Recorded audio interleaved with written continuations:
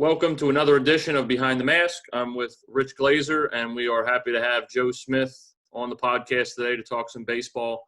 Joe Smith is currently the head coach at Delsea High School, formerly head coach at Williamstown High School, and he's involved with the South Jersey Niners Baseball Club. Joe, thanks for coming on. How are you, man? Good, man. How you been? Thanks for having me. Appreciate it. Absolutely. First things first, right out of the gate, how did you find out about the NJSIAA decision to suspend the season? How'd you tell your players? What was the reaction like? I'm curious. Well, obviously, our AD, Ken Shout, let us know it could be a possibility. I actually met with my guys right after our first inter squad on Saturday. We were supposed to have a doubleheader scrimmage, and that was the last day. So I just told them if this was the last day, hopefully it doesn't last long. Obviously, they were disappointed. But that's where I left it. I mean, everybody had no idea what was going on at that point. You guys kind of had the precursor of them canceling the college baseball season. So you had that eerie, 2 days there where you knew something was probably going to come down. And actually, Brian Debzanski, a former alumni, he's with the St. Louis Cardinals. He was at spring training. So he actually got sent home, and he was at our practice. So, I mean, the MLB got sent home, and then college got canceled. So we knew it was coming at some point. Right. Joe, do you anticipate there being a shortened high school season, like an abbreviated season of some sort? And secondly, if you were in charge of what's going on, what kind of plan would you come up with to try to salvage the season? That's a good question. Early on, I was hopeful. And now just seeing how things are going, I don't know. I mean, it's just tough. They canceled the Little League World Series today. They canceled American Legion. So, at this point, I would doubt it. Unfortunately, we're all waiting and wishing there was a season for the seniors, especially. How I would handle it if we did come back, obviously, probably just play 10 games maybe in your own conference. With the social distancing, I don't know how they could do it. I saw something on ESPN last night where the umpires were wearing masks, and some of the players, it was optional if they were wearing masks. I don't know if it was in Japan or what league it was, but I don't know. I don't know how I would handle it, to be honest with some alternatives, we've talked to tournament directors and things of that nature. Would you be in favor, if it helped get the season to be played at all, to have the home plate umpire be repositioned to behind the mound so you have that distance between him and the catcher? I keep seeing that as offered up as an option. Yeah, I mean, anything to play at this point. I mean, I think that would be a great idea. Whatever they could come up with, obviously every player and coach wants to get back on the field. So no matter what they came up with, I think everybody would be fine with it. Right. You're primarily known as a high school guy, but you do, have a presence in the travel baseball world.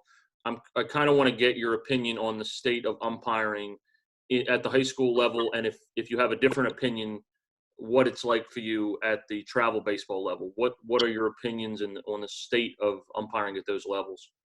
Well, I mean, obviously, at the high school level, you have more of a relationship with a lot of the guys. You see the guys more frequent. Obviously, in travel, depending on what state you're going to, or even in New Jersey, you're going up north. So you don't have that relationship, one.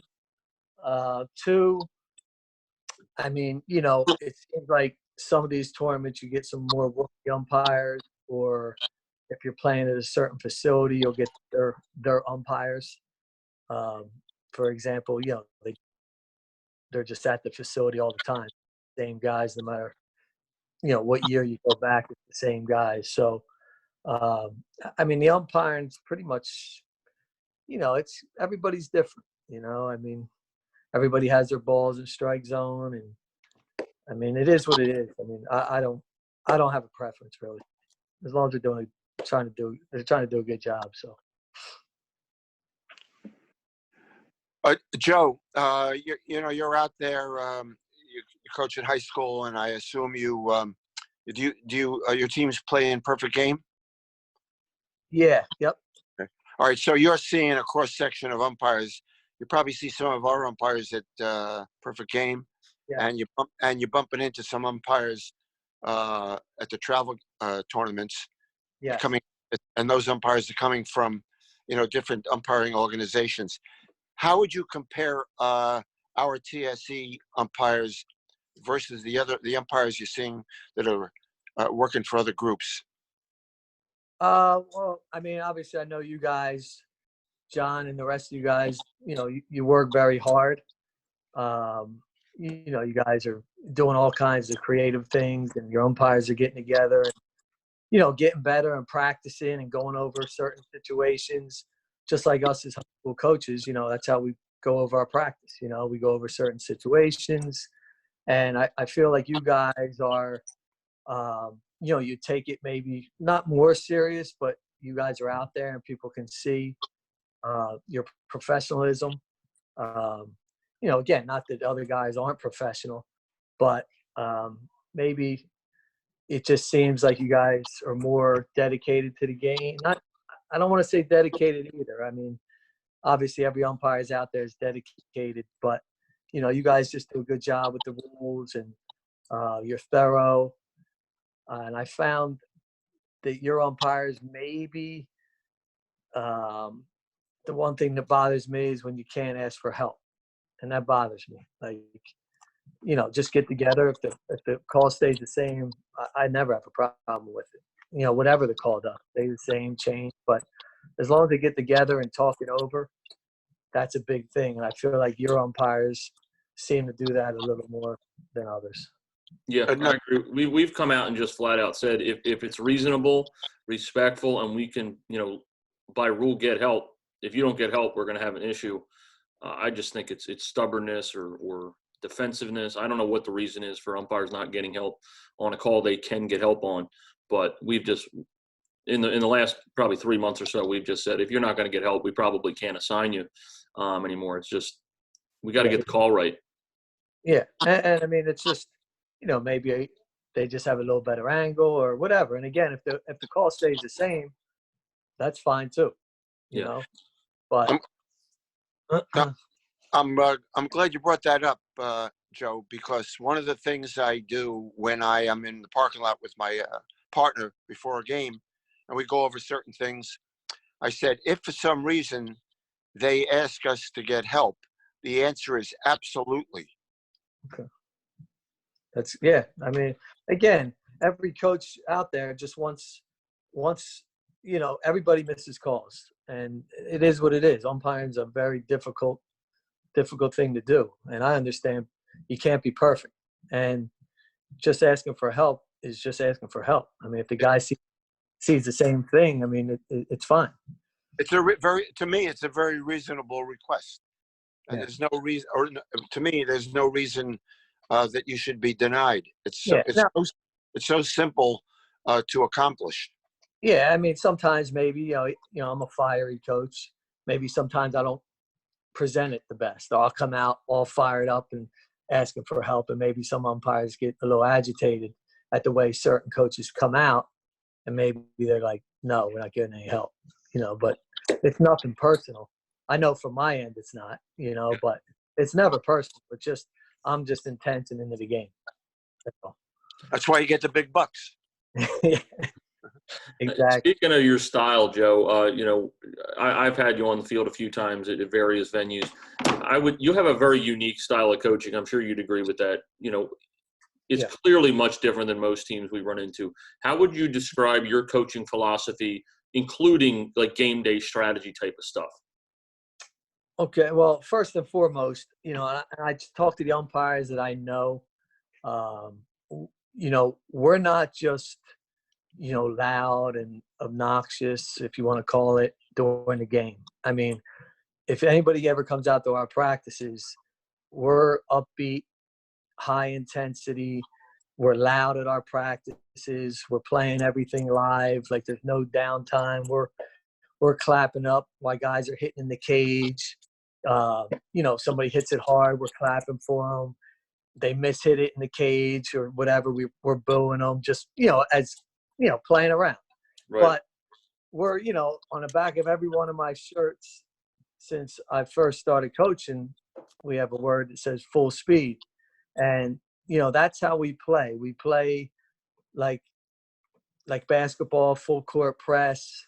We're just constantly into the game. And I preach sportsmanship.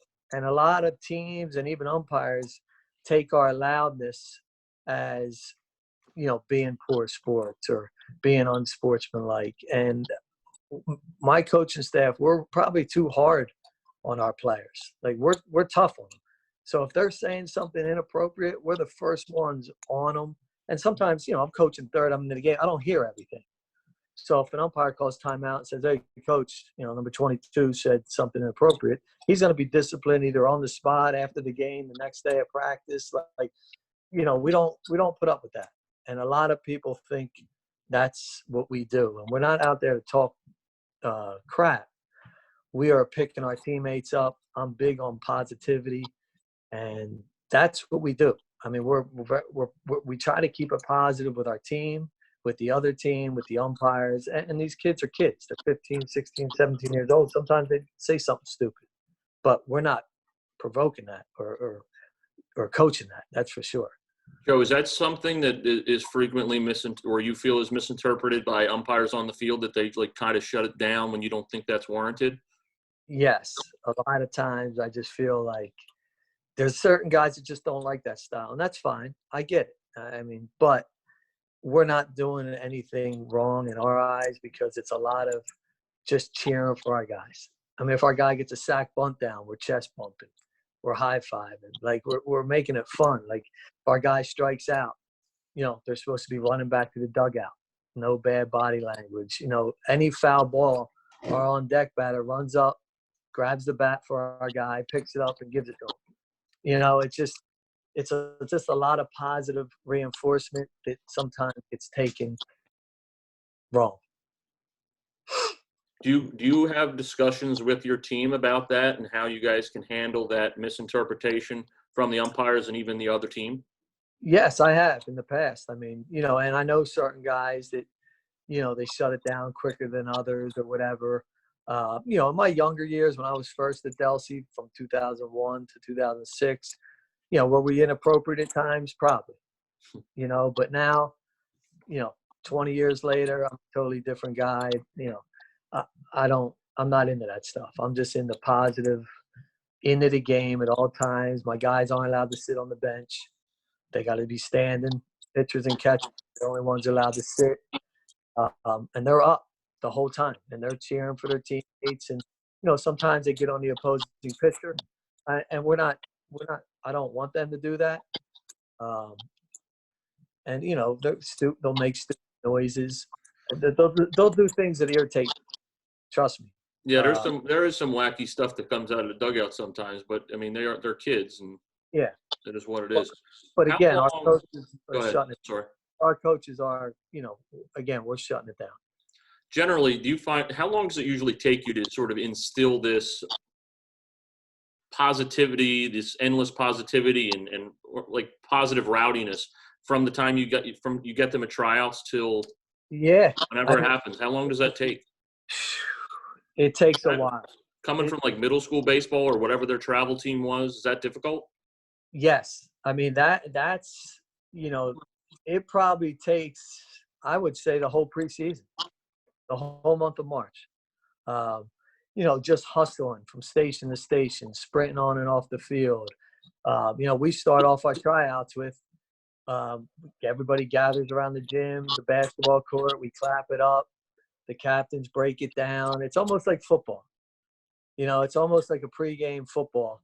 I mean, you guys have been to football games, and when they're stretching, they're clapping it up. They're hooting and hollering, and that's how I kind of coach baseball, like football. I've been coaching Delsea football for 20 plus years, so I don't know.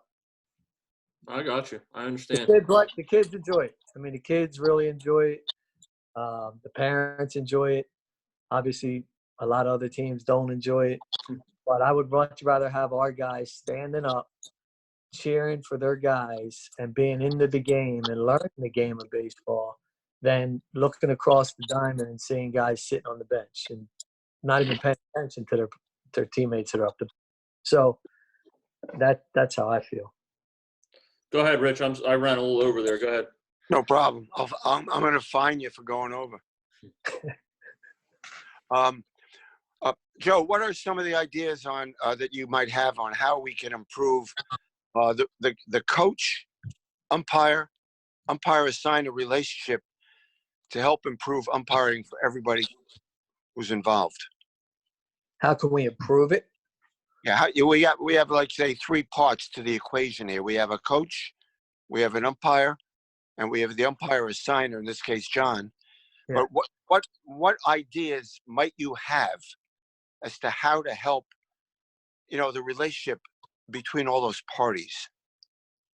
Yeah, I mean, I just think, if there was some time that we could all, get together. For example, the All South Jersey banquet or the Coaches Association banquet. I know a lot of the umpires go there, and they got their own table. And I try to, go over, thank them. I try to talk to them. I don't know all the guys, but the guys I do know, I try to just have a better relationship through conversation. Getting together more frequently somewhere. Maybe, I don't know, just getting to know each other better somehow, some way. Maybe, with this new technology and Zoom meetings, we could have 5-10 umpires on, 5-10 coaches, and just have a chat and just talk. I don't know. Do you Maybe think that, maybe we should like college baseball frequently has an evaluation system? We're generally evaluated by the head coaches or somebody on the coaching staff that goes back to the college assigner. Do you think that's something that, number one, you would have time, you feel like you have time to do and would welcome and think it would improve? Yeah, definitely. The evaluation. Whenever guys can give evaluations, good and bad, and umpires can get feedback, I think that would be. I mean, it only takes a couple minutes. I mean, that's not hard at all. Go ahead, Rich. No, I was going to suggest maybe we can go to dinner at Capitol Grill one day, Joe. Yeah. John will buy. I heard. Yeah. I'm going to pass, but you guys enjoy. Joe, what are some of the big things? If you could wave a magic wand and fix some of the things that you might be seeing lacking in the umpiring community in general, what are some of the hot button issues that you would like to see improved, other than the unwillingness to get help? The hit by pitch thing bothers me a lot. Is that the rule, or is it the interpretation of it by the umpires? I guess both. I mean, we all played at some point in our life. You get hit by a pitch, it hurts, right? I mean, nobody, we may be crowding the plate, whatever, but to me, if you get hit by a pitch, I mean, you should take your base. I mean, unless you're putting your elbow or your knee out over the strike zone, that's something different. But there's a lot of times in the past that we've been hit by pitches, and, I know they say you got to try to get out of the way. I mean, we teach our guys how to get hit by a pitch by protecting themselves. You got curveballs. You got guys throwing 90 miles an hour these days. I mean, nasty sliders, curveballs. I mean, Scafidi. I remember him from Highland. Now he's going on to, he was at Penn. Now he's going to Notre Dame. I mean, he was nasty. I mean, you got to hang in there, and if you bail out, I mean, you look foolish on this curveball. And sometimes we hang in there and you get hit by a pitch and you're telling them to be stayed in the box. And that bothers me. Some guys are just out of position. Like I said, you guys seem to be working hard at getting better. If you're out of position to make a bad call, that's one thing. If you're in position to make a bad or good call, I mean, just positioning, I think, is important. like I said earlier, balls and strikes, it is what it is. As long as the guy's consistent, we had to change. There's a quick story. I had a kid at Williamstown, Tyler Att. He threw everything at the knees. I mean, everything. If we told him to rise it up, he couldn't get it above waist high. I mean, everything was thigh high and knee high, and he was a very good pitcher. And we had a guy come walking up, and he did not call the low strike. I mean, I just know him for years, and I'm like, Tyler can't pitch today. I'm like, he just can't pitch today. I mean, everything's going to be a ball. I mean, that's where you want the ball too, right? Down for the most part. Right. So we literally had to get somebody else ready by the time the umpires were walking up, because the guy I knew, and that's okay. He don't like the low strike, and that's fine. It doesn't mean he was a bad umpire. It was just like this kid and this umpire did not match, so we had to switch it. I don't know if we ended up winning or losing that game, but I can't remember. But yeah, we had to switch on the fly, and that's the first time I ever had to do that. Yeah, I agree. I think the overriding issue is just the lack of evaluations, not only from coaches but some umpire signers. If they don't constantly see who they're putting out there, you can kind of get lulled into just plugging names in the spots and might not be giving the best umpiring product you have for a particular matchup. If you guys are playing, if it's a big game for you guys, I think you guys should get the best crew you can get, and they should try to. We should all be trying to use our talent, umpiring or playing side, to the best of our abilities and strategically use it. So the evaluation process from you guys back to the umpire signer and then the umpire signer watching the games, I think would be a huge, huge factor. That's a great point. Great point. Yeah. I mean, you want your best in the best situations, right? Yeah, no doubt. Yeah. I mean, we go through a schedule and try to highlight, if you guys have rivalry matchups or, once we get into the season, sometimes we don't know how good somebody's going to be before the season. But if it turns out we have two ranked teams or whatever playing, we've got to get some college umpires on that game. And we might have to move some lower level guys off that game who originally had it. I just think we have to be a lot more flexible in the way we do this thing, just like you would with your pitching staff or your team. Yep. Can I ask you a quick question real quick? Sure. Good. College strike zone and high school strike zone for the guys that do both, like yourself. How does it change, or is it a little tighter in college, or do you open it up a little bit? Like, how do you guys work that? I can't speak for everybody. If you get me, it's literally exactly the same. And they may think, I may come from like Widener on Tuesday and have you guys on Wednesday, and you guys might think I'm tight and Widener liked me. Yeah. But it's really difficult when you're talking about like high level varsity baseball as opposed to Division III college. I mean, what are we talking? Fractions of inches. True. Once you get to college baseball, generally, I think our strike zone should be, if the ball doesn't touch the plate, it's a ball. In and out, and then the top and bottom of the zone will never change. That's the way we teach it anyway. But I'm sure there are guys that go to a high school baseball game and widen out a little bit. Yeah. And that's fine. I mean, if I'm an umpire, I'd rather have a big strike zone, keep the game moving, than a tight one. I mean, these kids struggle to throw strikes anyway, especially when you get into your 3, 4, 5 pitcher. Yeah. You know what I'm saying? You got guys, you got 2 number 4s going against each other one day. The game could be 3 hours long. I hear you. It's actually, in a weird way, it's easier to call the plate because then we don't have to interpret, like, how far off the plate should I go? Is that far enough, or is that too far? Ball touches the black part of the plate or in, it's a strike. And we're talking about a competitive, high-level varsity baseball game. If we end up in a 12, 14-0 game, then, we got to use common sense. But generally, it's about the same. Okay. All right. But good question. Yeah. Rich, you have I just wanted to add one thing, Joe, about John. John works very hard to customize the assignments to make sure that if you got a really big game, he's going to make sure that you get the best crew available. The best crew on the planet will be at your game. Appreciate that. Joe, we usually take fan submit or viewer submission questions. Sometimes we get some idiots who ask some stupid questions, but Yeah, You I've know, seen that fast. deal with them how you wish. Okay. From your area, neck of the woods up there near Delsea, and Jeff from Franklinville asked if have you seen the TSEUA ejection video on YouTube? Has it changed how you deal with umpire communication during games? I actually have seen the video. It's pretty impressive, actually. And yes, I try to learn every day. I've been coaching a long time, and I do try to learn everything I can.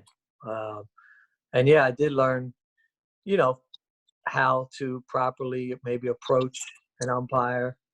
Um, instead of like just flying off the handle, screaming, yelling for no reason. Sometimes a lot of coaches, including myself at times, I may have not even knew the rule was that. You know what I mean? Like I was like, oh, okay, well, that's my mistake. I'm yelling, and actually, I didn't know the rule. Right. So, yeah, I think the big thing, the reason we posted that originally, I think it helps to, I'm not sure coaches at all levels knew some of the like buzzwords that are going to get them in some warning territory or maybe ejection warnings. If we're yeah, all on the same page and I tell you that if you say XYZ, it's going to be a problem, I think that helps everybody communicate a little bit better. yeah. No, it was good. It was good. Go ahead, Rich. You can take question 2. Okay, question 2 is from a gentleman named Ray from Williamstown, New Jersey. Perhaps you might know him, but no last name available. His question is, you had great results at Williamstown High School. What factored into your decision to leave for Delsea High School? Well, when I left Delsea back in 2007, I went to Tom's River. I wasn't really planning on coming back at all. But I decided to come back. And when I was coming back, obviously I wanted the job, but it was filled. So I've been waiting for the Delsea job to open for 10 years at this point. So once it opened, it was a no-brainer. I teach there. I've taught there for 20 plus years. I coached football there for 20 plus years. So I graduated from Delsea. I'm a Delsea guy. So my time at Williamstown was awesome. My teams, I loved every one of them. We had a great 5-year run. It was tough to leave. I mean, it was really tough to leave. They have a lot of talent, but I had to go home just to finish my career where it started. I got a question since you mentioned Tom's River. Did you know Todd Fraser? Yeah, that's the high school I coached at. Was he there? No, he had just graduated the year before. So I coached with his older brother, Charlie. He was the outfield coach, and I was the infield coach. So, yeah, I know the Frasers well. Yeah. Joe, what's your connection with I don't have a ton of information on this like I do your high school stuff, but what's your connection with the Niners? How are you involved with that? Are you guys coming further south than maybe their normal geographic? Y- Go ahead. Yeah, well, the Niners, they've been together for a number of years in Manasquan. And I was sending some South Jersey guys up to play for them, like Brian Dubzansky, Brad Dubzansky, Malatesta's son from Vineland, Johnny. I probably sent about 10 guys up there. And then the owner, Rob Maida, finally one day was like, why don't you just start something down there? He goes, use our name, use our insurance, just basically we'll just have a South Jersey end because they don't come past Tom's River. They got probably 15 teams up there. So probably 2-3 years ago, I started something. And we've only had 2 teams. One team, then we had 2, then we had 1 in the fall, then we went back to 2. So I've never had more than 2 teams, and I really didn't want more than 2 teams. But that's how it started. He just asked me, why don't I just start something? So I did. Gotcha. We wind up seeing them all the time up at PG. They usually have a very high level teams compared to what's going on. Yeah, they got a lot of good coaches involved up there, and that's the hard thing. If you have teams, you got to have coaches. Right. And we don't want any parents coaching. That's the Niners, mantra. They don't have any parents coaching, so it's hard. It's hard to find coaches. So. Gotcha. Joe, I wanted to ask you one quick question, because you've been around, obviously, in different parts of New Jersey. Did you ever coach against some little guy named Mike Trout? Yes, that's what I always tell people. Mike Trout, when I was at Delsea, he was a freshman. And I remember Roy Hollenbach, we show up there and he goes, Coach, we got a freshman in the lineup today. He's playing second base, batting ninth. And he was little. And, it happened to be him. Skinny. And obviously a little freshman, whatever. So then the next year he was a sophomore and I was at Toms River South and we played him in the playoffs.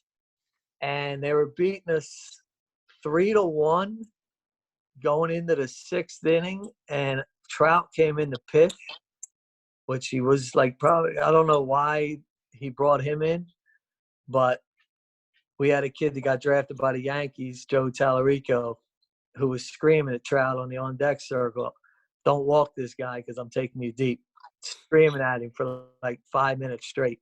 And up there, you can get away with a heck of a lot more than you can in South Jersey, which I found out real quick.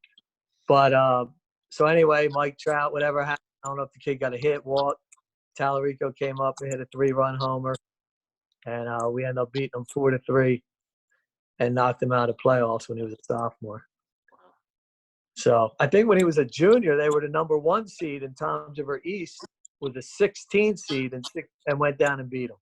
Wow. I don't know if he was a junior or senior, but yeah. So we've played against him twice, once at Delsea and once at Toms River, and it's unbelievable. He's the best player in the planet. It's crazy. How was he? Did you play against him when he was a senior? No, but I seen him play, and he was just tremendous. I mean, he was getting bigger, stronger. He's one of the fastest. His speed, which was impressed me. Speed. He's a big guy now. Yeah, now. Yeah. He was starting to fill out when he was a senior. He probably weighed maybe 190. I'm not sure, but he was starting to get bigger. I would say he's about 230. Yeah, I'm saying now, yeah. He really put on some mass. I can't believe right around the corner he's best player ever. It's crazy. Yeah. Rich, he's a good guy. Rich, you can ask question 3. I don't usually like to ask the questions that are negative towards me, so you can ask it.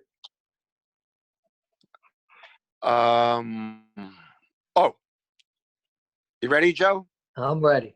Have you had John Gallante as an umpire on the field? Before you answer it, what are your honest opinions? He needs to be brought back down to earth. By the way, this is from a guy named Dave from Magnolia. Okay. We tend to get a lot of criticism in the mailbag for John. Okay. Magnolia is a pretty small town too. We could probably find this dude. Well, he's probably a cop. He's probably one of the cops. Well, at first, it's funny because every time I went to Highland, every time we played Highland and DJ Gore, John Gallante was behind the plate.